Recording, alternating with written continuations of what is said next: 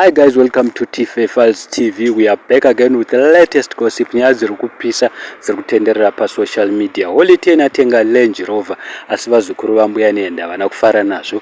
Vamudedzera kuti wapihwa kamari nevarakashi. Anyora kuti iye holiday akati hanzi tikagara gara tomhanya tonotarisa kuti Range Rover riripo here pa driveway, which means atenga Range Rover. Iripo video iri kutenderera achifara achiti Range Rover rangu itsva iyo, murikuonawo ma pictures. Asi vazukuru vambuya nehanda vadedzera kuti wewe uri Judas Iscariot. Range Rover iyi uri kuvhaira nayo wakaipiwa nevarakashi because wanga uchikampainira ZANupf tokuziva imari yegold yana ED vari kutibira, imari dzedu dziri kubiwa nana ED woda kutivhairira.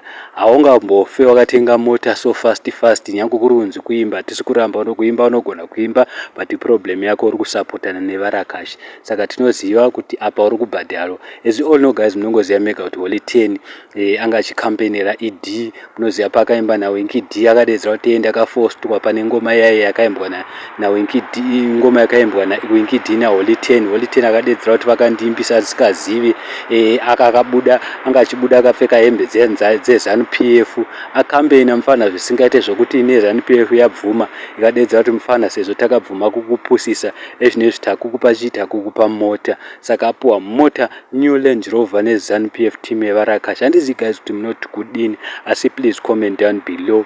Mota yakanaka, iri fresh, hatisi kuramba, but vanhu vangadedzera kuti mufana iwewe dzimwe nguva uchafa nenzara, tikadzimara tavhara mapromota ese kunze kwenyika kuitira kuti itase usawane mari, because iwewe uri kushanda nevanhu vari kutiurayisa muZimbabwe.